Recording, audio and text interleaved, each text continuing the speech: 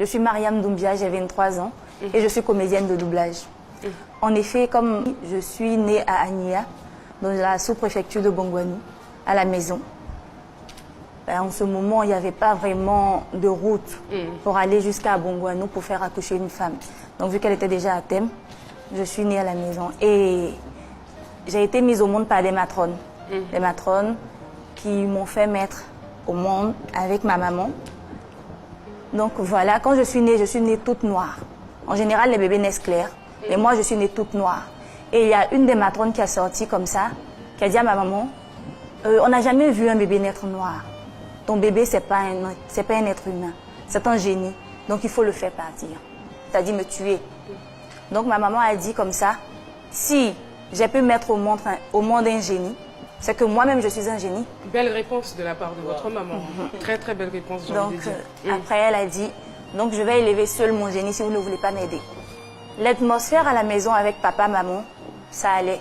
Parce que ma maman déjà elle est noire, donc elle, il n'y avait pas de problème. Mais le problème c'était plus avec la famille élargie, côté papa, les cousines. Vu que je suis malinquée de moitié, de mon père. Donc elles, elles sont en général claires, très claires de peau. Donc elle me rejetait tout le temps, elle me disait que j'étais pas belle, que on ne pouvait pas me voir si je ne souris pas. Je ne suis pas belle en photo, il fallait pas que je fasse des photos avec elle.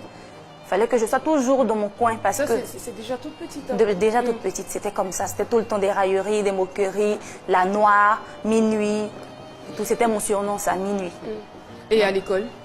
À l'école, c'était pareil. J'étais tout le temps au fond de la classe, dans mon coin, à tout le temps écouter les insultes des autres. Mais ça allait. Je prenais sur moi, je pleurais en classe. Mais après, quand je rentrais à la maison, je voyais maman, je lui dis, mais pourquoi moi je suis différente? Pourquoi est-ce que il a fallu que moi je naisse noire? Pourquoi je ne suis pas comme les autres enfants? Et là, elle m'a fait comprendre que tout le monde n'est pas la même chose. Elle-même, elle est noire. Donc si elle est noire, qu'elle est ce qu'elle est aujourd'hui, il n'y a pas de raison que je ne sois pas ce que je veux devenir demain. Je ne me sentais pas comme un enfant normal. Je me sentais, c'était un peu comme je me disais souvent, je m'asseyais seule dans mon coin et je me disais, est-ce que je ne suis pas un extraterrestre? Est-ce que c'est que les dames ont dit quand j'étais bébé? Est-ce que c'est pas vrai? Donc je me posais des questions, je me disais tout le temps, non, je ne suis pas normale. C'est pas normal que moi je sois comme ça et que tout le monde soit différent parce que j'ai des frères et sœurs. Ils sont clairs, bronzés, clairs. Mais pourquoi moi je suis noire? Donc j'étais tout le temps renfermée. J'avais vraiment pas de vie sociale. J'ai vraiment pas de vie sociale. Je reste tout le temps dans mon coin. Bref, ma seule amie, c'était ma maman. Ma maman qui m'écoutait tout le temps, qui était là pour me réconforter tout le temps. Et est-ce que cela a eu, on va dire, une influence sur vos résultats scolaires? Non. Puisque vous subissiez la même chose aussi à l'école. À l'école, non. Dans mes résultats scolaires, je dirais non. Parce que moi, je me disais, si je ne peux pas être appréciée pour ce que je suis, je dois au moins être appréciée pour ma valeur par rapport aux notes, je veux dire. Depuis mon parcours scolaire, je n'ai vraiment pas... J'ai vu des personnes noires, mais pas d'enfants aussi noirs que moi.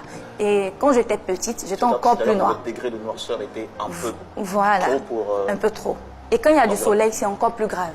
Et quand j'étais petite, j'étais encore plus noire. Expliquez-nous pourquoi. J'ai beaucoup de sébum dans ma peau, donc ça brille tout de suite. Et on ne voit que les reflets que le soleil laisse sur ma peau.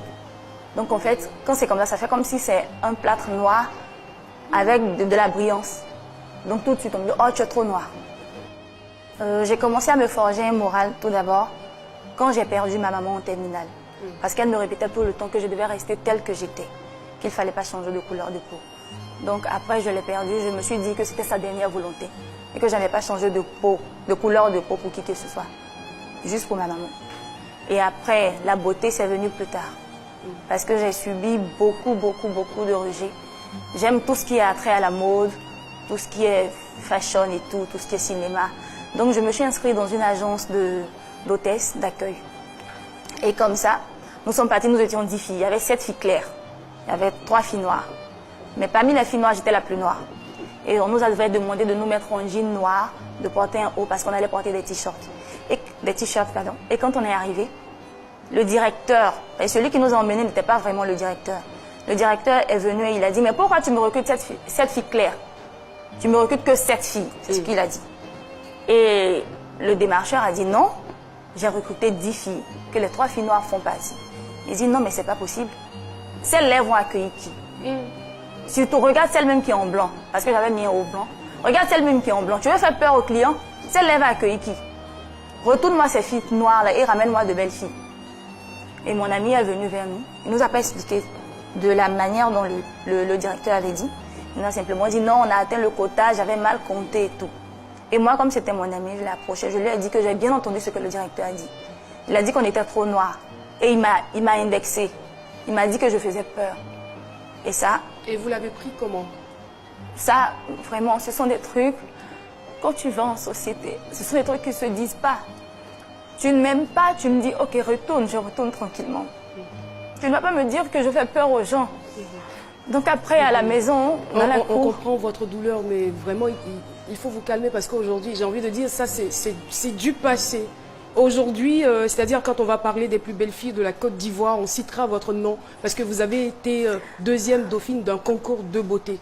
Donc pour dire que c'est les clichés que se font les personnes qui constituent la société, mais au-delà de cela, vous dégagez quelque chose de positif. C'est-à-dire que depuis que nous avons commencé à échanger avec vous, vous communiquez quelque chose.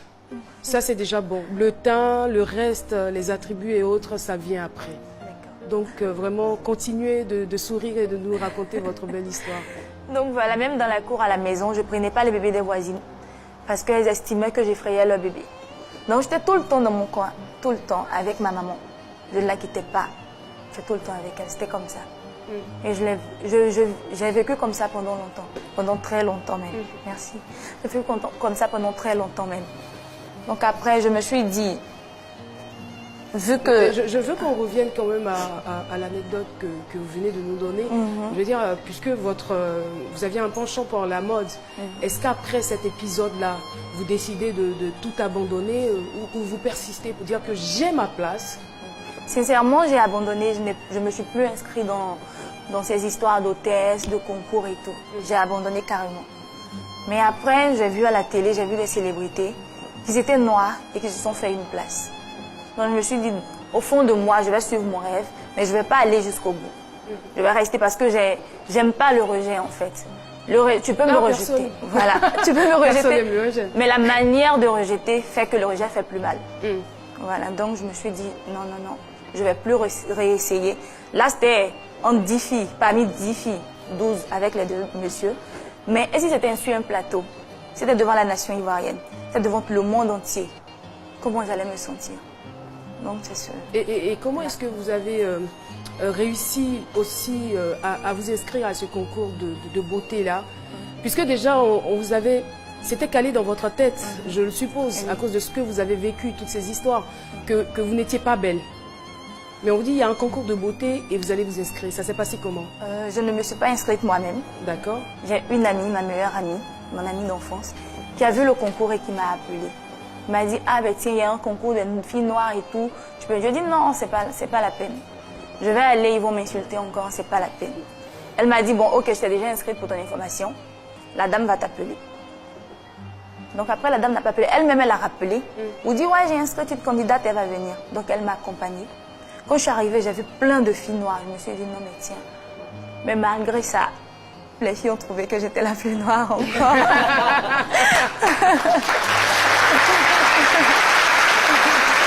Mais aujourd'hui, quel est votre état d'esprit? Aujourd'hui, ça va nettement mieux. Ça va beaucoup mieux même, je dirais. Parce qu'avant, j'étais la petite fille noire qui passait. J'étais minuit. J'étais Mariam Lanois. Tu connais pas Mariam Lanois? Mais maintenant, je suis Mariam la Miss. Mariam la Miss.